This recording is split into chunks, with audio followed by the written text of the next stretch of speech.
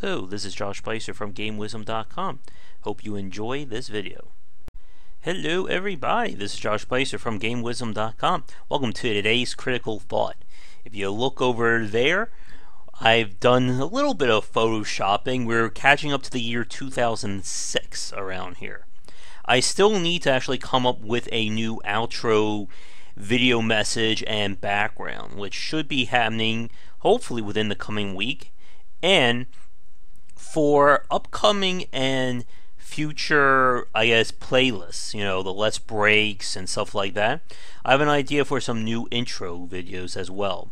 But we'll see how things go when the time comes. Again, if you have any suggestions, be sure to let me know in the comments below.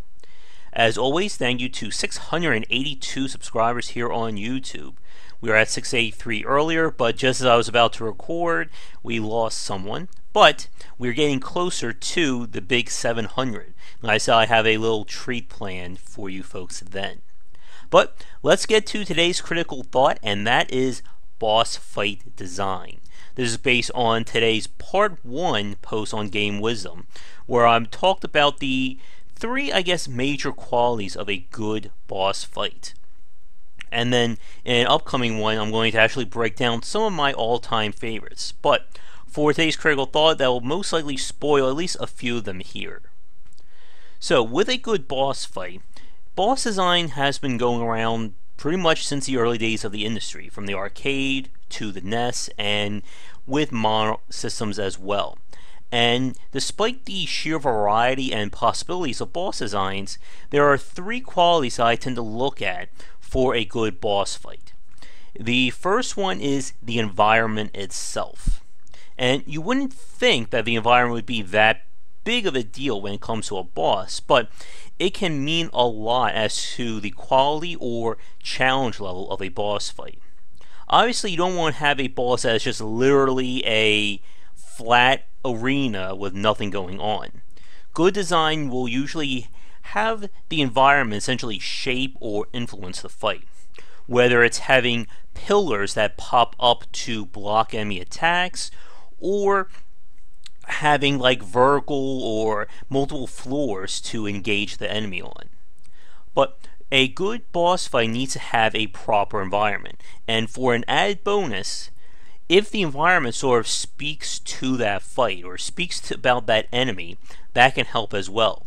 If we're fighting a deranged lunatic, the environment could represent being, disheveled, things thrown around, blood on the wall, stuff like that. If we're fighting something that's, let's say we're fighting like a Frankenstein monster, being in a laboratory can work as well. As an interesting aside, we kind of see what I had in mind with fighting games that featured character-specific arenas. So, stuff like even Clay Fighter back in the day. Each character had an area that essentially represented them. Whether it was Bad Mr. Frosty in a pseudo-North Pole setting, Taffy in a Taffy factory, and so on. The point is that the environment needs to match the boss.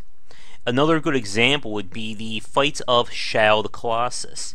When I'm fighting the flying colossi, it took place in a massive pond, or massive lake, with little pillars sticking up that I can jump on and then leap on to the creature. The second element of a good boss fight is the weight of the fight. And this is more about the story or lore. This is another one of those elements that has really elevated itself over the last 10, actually probably at this point, the last 16 years, as the industry really became more cinematic over the early thousands. It's important to have a reason to fight these bosses, and it can be anything as simple as 8 robot masters in the way of Dr. Wily, to a heart-wrenching final battle between Naked Snake and the boss. Either way, you need to have a reason. A boss shouldn't just be plopped down here and the word fight gets shown on the screen. With the example over there with Fury, the bosses themselves represent the jailers that are keeping the main character locked away for who knows how many years. So there was that added weight of fighting them, knowing that you either are going to get through them or you're going to get locked up again. We even see this in games like Mad World, which took place in sort of a ultra-violent, or I should say even more ultra-violent take of the Running Man, where each of the bosses were sort of the, I guess, the stars of the show that you had to take on. But there has to be some kind of weight or investment in fighting these guys, or is this just another regular enemy? One of the things I remember from Ninja Gaiden in Black was that a lot of the bosses just seemed to just appear. All of a sudden you're running through like a catacombs, and then there's a giant creature that comes down. Or you're in the middle of the street, and then just so happens this giant creature comes up, eats Rachel, I think that was her name, and then you fight that. Now, that's not to say that, not having a good weight to the fight automatically dooms it. If you're going for a high mechanical or skill-based gameplay, it could just be simply, this guy's in your way, go fight him. And the fight is interesting enough, it can, supersede that. But what we've seen is that a lot of the most memorable fights have to have some kind of weight to them. And Hideo Kojima is definitely a great example of this with the Metal Gear games. Every boss fight in a Metal Gear always starts with a preamble between Snake and the guy, or I should say Raiden in Metal Gear Solid 2, and you hear more about this character and what's going on.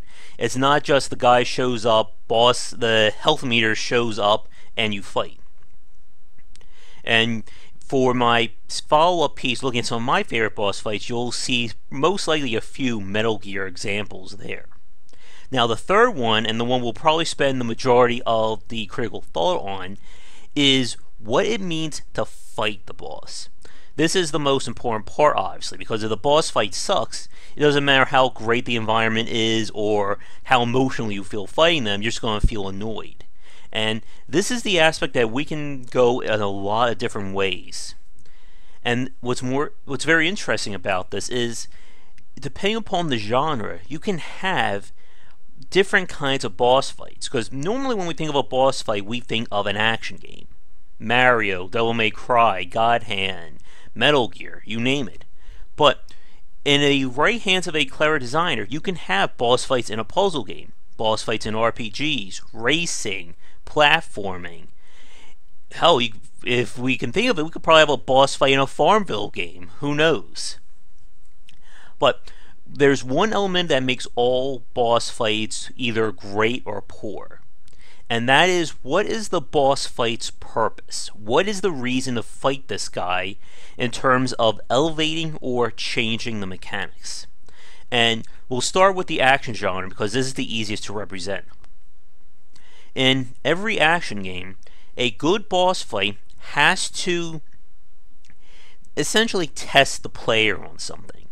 And when we say test, this can mean everything from how well the player is at countering enemies to can the player properly manage two different fights at the same time. Again, we can go everywhere and anywhere with this.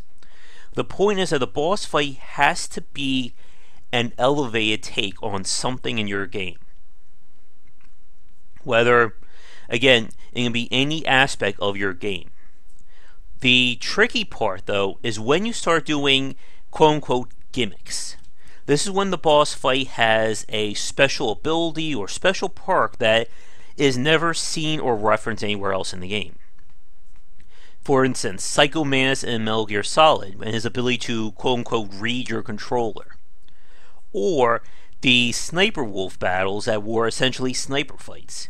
These are scenarios that never happen anywhere else. The player is never really tested or shown these mechanics anywhere else, and they're essentially there exclusively for that fight. And you need to be really careful with these gimmick sections. If the boss is given too much of an advantage or too much of a special perk, it can be considered being cheap. And there are a few examples of this. For instance, let's say, I got the perfect one. In Shin Megami Tensei Digital Devil Saga, when my allergies bothered me, that was not easy to get out right there. The hidden final boss of that game has an attack that literally does more damage than what your max health is. I think it does like 10,000 damage, and your max health is only 9999.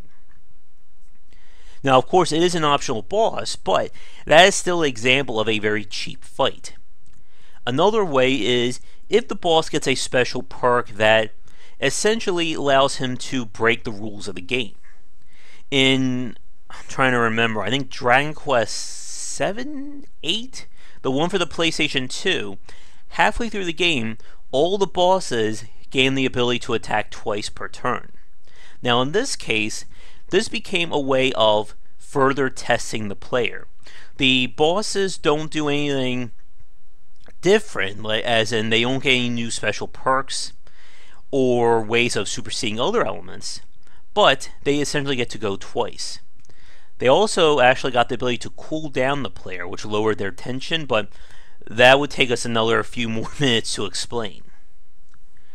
Now, if you want a good example of a boss fight that actually essentially broke the rules in a sense, but still made things fair, my example would be from Batman Arkham City, and that is the Mr. Freeze fight. This fight, and for those of you watching this right now, I'll spoil it for you. Mr. Freeze is one of my favorite fights is one of my all-time favorite boss fights.